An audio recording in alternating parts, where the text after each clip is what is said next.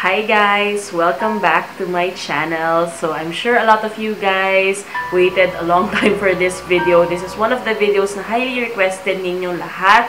So ngayon, yon ang pag-uusapan natin. It's all about kulam, voodoo, dark magic, black magic, mga ganyan, mga barang gayuma.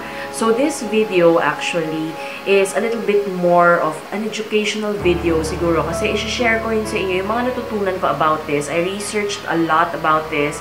I read a lot about this online articles. I watched a lot of videos and even documentaries about this.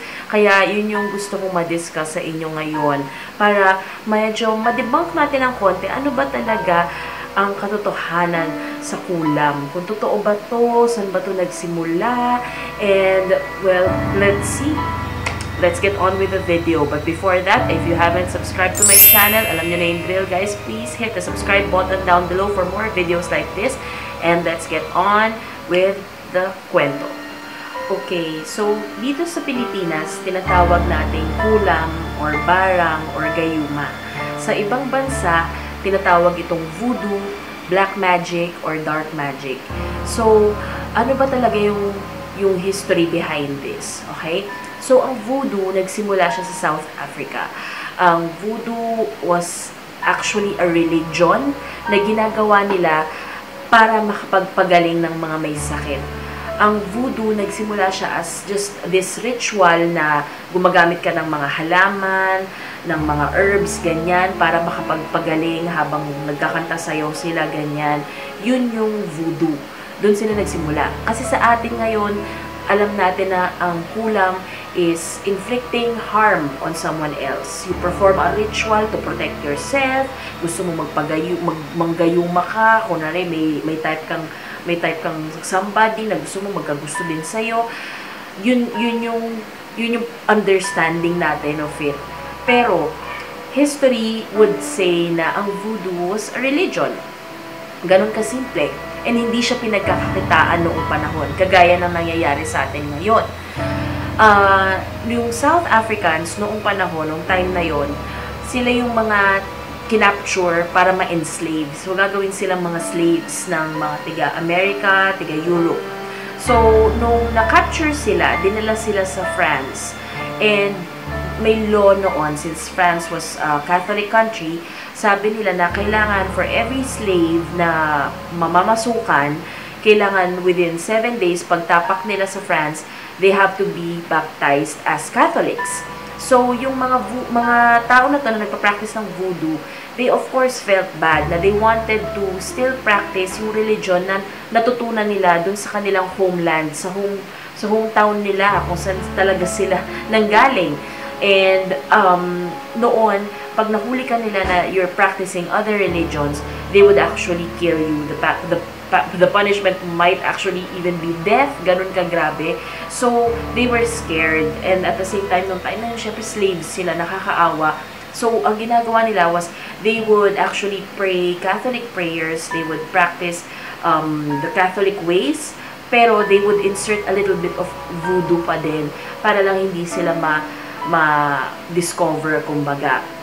And I think, doon nagsimula yung kagaya ng mga kulam natin dito ngayon. Kasi I've seen actually mga albularyo who would perform mga rituals, mga healing rituals, pero they would still pray the Lord's Prayer. Sabi ko, isn't that blasphemy? Kasi you're praying something na from a different religion, pero you're doing something na hindi inaalaw ng church.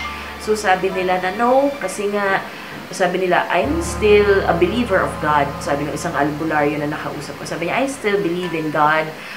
Sabi niya na whatever it is na paniniwala ng church, sabi niya, I respect that. Sabi niya, pero ako sa sarili ko, sabi niya, I have faith in God. I'm just parang willing to become this tool na maybe there are other ways to use the Catholic prayer, kumbaga, to heal people. There are certain rituals din na pwede natin gawin to find out how we can heal people. So, ako naman, okay, sige, I respect that. I'm actually Catholic and I am very, very open-minded, kaya nga ako may channel na ganito, diba? So, sabi ko sa inyo guys, sa YouTube Live, I believe na tayo lahat, we have the right to whatever religion that we want. Just because you do certain things or you believe in other things, if kagaya ko na, even if I do this channel, I came from a Catholic school, I know my faith, but that doesn't make me a bad person. What would make me a bad person is if I do bad things. 'Di ba? What makes me a good person is if I just keep doing good and being good. Yun lang yun eh, ganun kasimple.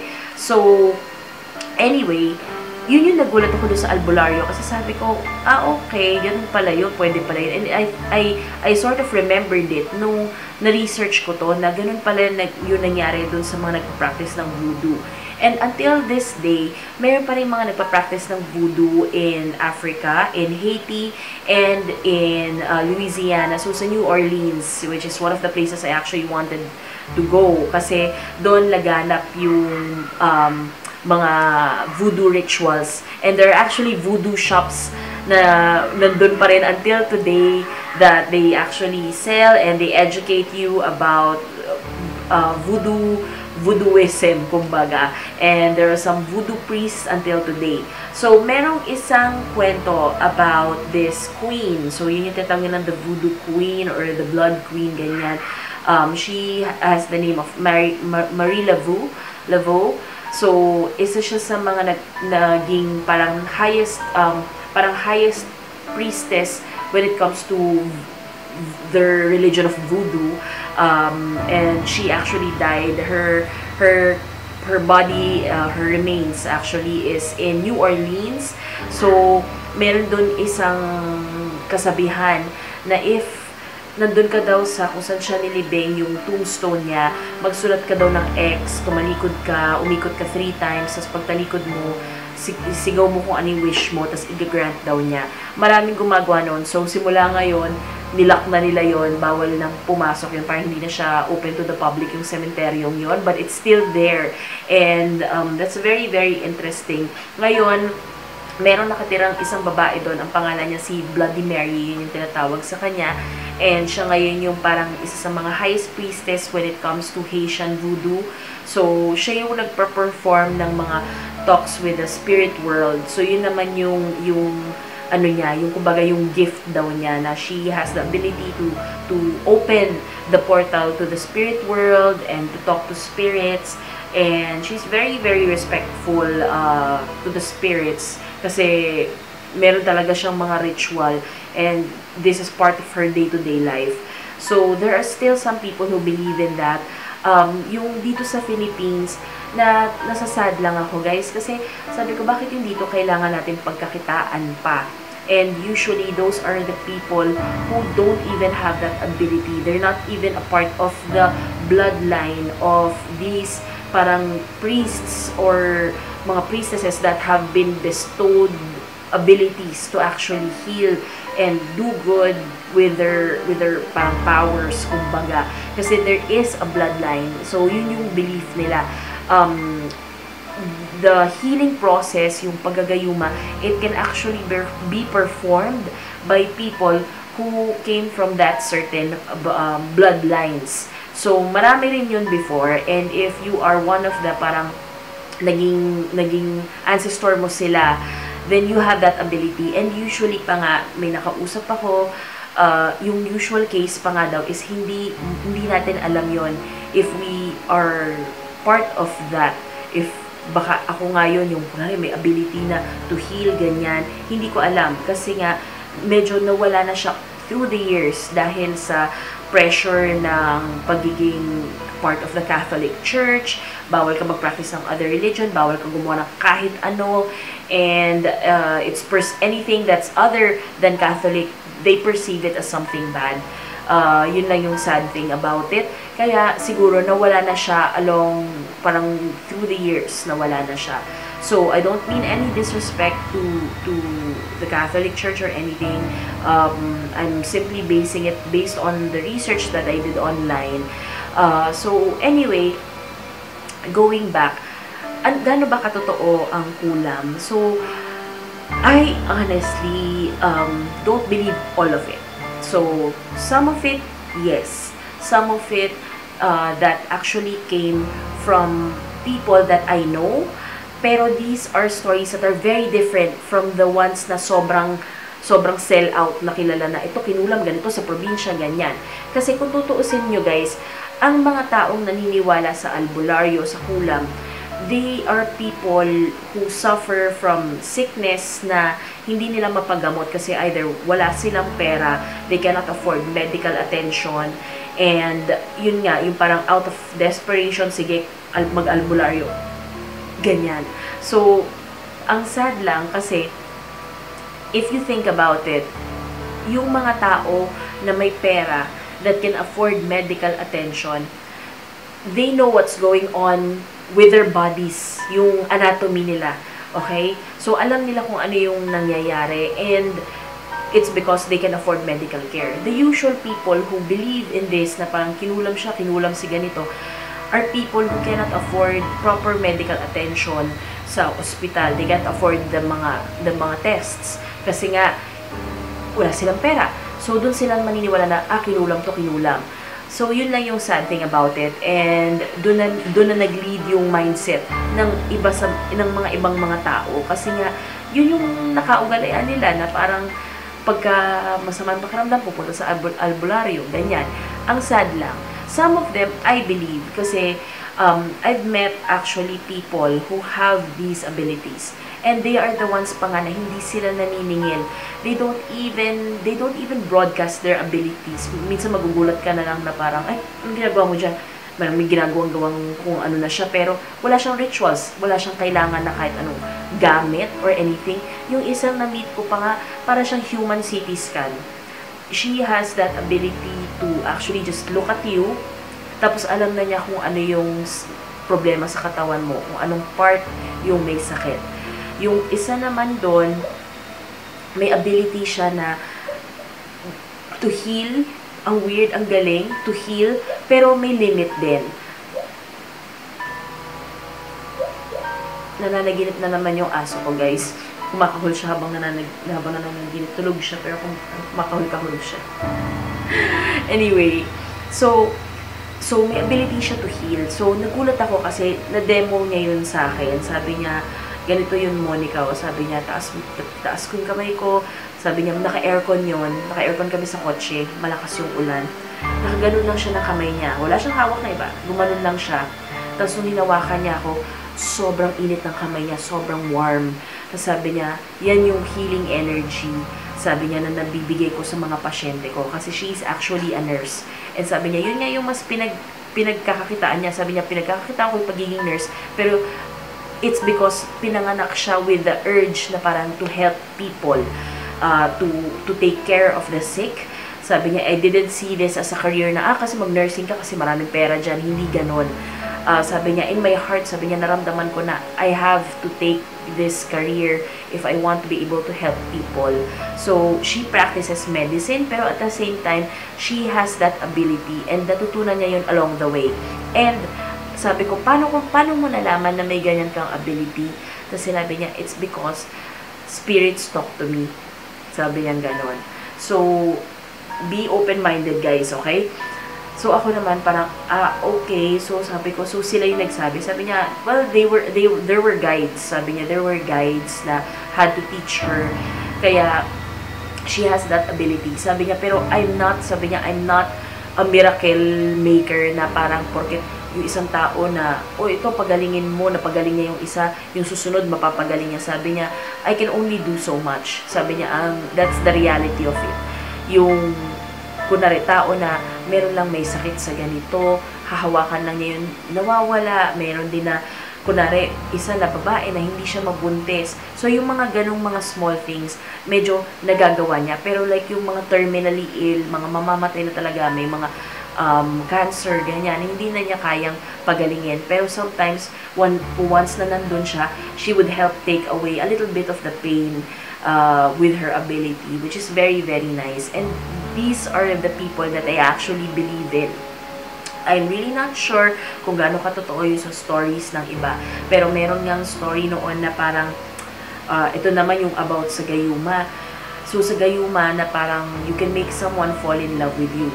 Ang nakakatakot daw dito is, if you are somebody from that certain bloodline, na has abilities, okay? Tapos hindi mo alam yon. Pero ikaw mismo parang you have that urge na parang gawin ko kaya to. Ito yung for some reason parang walang nagturo sa'yo, pero alam mo lang kung paano gawin to make somebody fall in love with this person. Kaya mo mapagaling tong taong to, pero hindi mo alam kung bakit, pero mahilig ka lang gumawa ng kung ano-ano. So, yun daw yung usual na mga tao that can do these things. So, sila yung mga totoo, and they're people na hindi nila pinagkakakitaan. Some of them, hindi pa nga nila alam na may ganun sila. But as they grow older, mapapansin nila yan. Tapos maglilink-link yan sa utak nila na, okay, kaya pala ako ganito noon. Kaya pala nung bata ako, mahilig akong magpitas ng kung ano-ano dyan. Tapos halu-haluin ko, sabihin ko na, ito na yung makakagaling sa'yo. Yung, it's inborn. It's in their blood. And there are spirits to guide them. So that's something that I actually believe in more than yung mga nagcha-charge para sa magpakulam tayo, magpaganito. I highly respect people who can give, like for example, yung mga readings, mga life readings, or past life regressions, tarot cards, or whatever. O yun, mas pinapaniwalaan ko pa that they have the gift of foresight. Kasi they're there as guides. There's nothing wrong with that. Ako kasi, I have an issue with people who actually charge people na may sakit. Alam mo yon, na alam na nga natin na may sakit sila, alam mo na may nahihirapan na sila with the medical bills, nasa dito ka pa na you're just lying to you're lying to yourself, you're lying to them na kaya mong pagalingin, pero hindi naman talaga. Ninakaw mo lang yung pera nila. So, matinding karma na lang yung pupunta dun sa mga tao na yon, kasi the higher ups, the higher power will not allow those people to do those things. Kaya nga siya nagbe-bestow ng gift sa mga certain na tao dito sa mundo is because they would be the real life guardian angels of some people. And of course, kung may gano'n na real life guardians, kumbaga guardian angels or guardians na may ability to heal, may ability to protect, tandaan natin na meron din mga, kumbaga, warriors, si higher power. Kaya nga siya, the power. Meron siyang mga warriors that will eventually come for these people who perform these fake rituals. And I don't want to be a part of that. Kasi ayoko malaman na kung ano yung gagawin nila sa kanila. Pero yun na nga lang. Sabi ko nga sa inyo guys, just be good and do good. Don't lie and don't steal. Kasi that is a form of stealing already. Some people who would do it for bad just because kunwari, binayaran ako, o sige, kulamin ko to. Binayaran ako, o sige, gagayumahin natin to. Do you think that person actually has that ability? Do you think the higher power would actually give gifts to that certain person kung alam niyang gano'n na, bakit gano'n, bibigyan kita ng power, porket binayaran ka nitong taong to, gagawin mo ng masama yung taong hindi mo naman kilala. So, there's a certain balance in the world, guys. There's a certain balance, and that's something that you shouldn't mess with. I hope na medyo kahit paano nakapag-enjoy kayo dito sa usap natin. Of course, definitely, lahat naman ng videos ko, napakadami pa natin pwedeng pag-usapan. Lahat ng videos ko, magkakaroon pa to definitely ng part 2. So, I hope na mas mapag-usapan pa natin to. Magpaplano ako ng YouTube live session para mas madali ako nakakapag-explain sa inyo guys. Pero at least, it gave you a little bit of a clear view about this, about things na hindi natin alam. Ang sad nga lang for example, porket lang hindi natin alam kung how it's done, where it came from, porket hindi siya the way na natutunan natin, we call it dark magic, we call it black magic, immediately it's bad. Which is, ang bad natin para mag-judge tayo ng ganon. We have to respect other people's religions, other people's beliefs, other people's rituals. Kung yun yung nakasanayan nila, we don't force them to believe in what we believe in. For me, as long as they're good people, they don't do bad things, they do good things, then I'm okay with that. So that's all that matters to me, and that's just my opinion. So So, I hope that you guys are happy and healthy. Alam ko, medyo magiging controversial ng konti itong video na to kasi it talks about religion. But I hope na you don't post any negative comments, guys, especially for those of you na offend ko. I don't mean to disrespect any religion. Everything that I mentioned to you guys was actually based on research, and that's basically it. If you like more of videos like these, parang mga medyo weird or the unknown, please hit the subscribe button kung hindi pa kayo nakasubscribe sa akin. And I will see you guys again on my next video, or if ever mag-YouTube live ulit ako, please like my Facebook page, and I will see you when I see you. I will see you in the future. Bye, guys.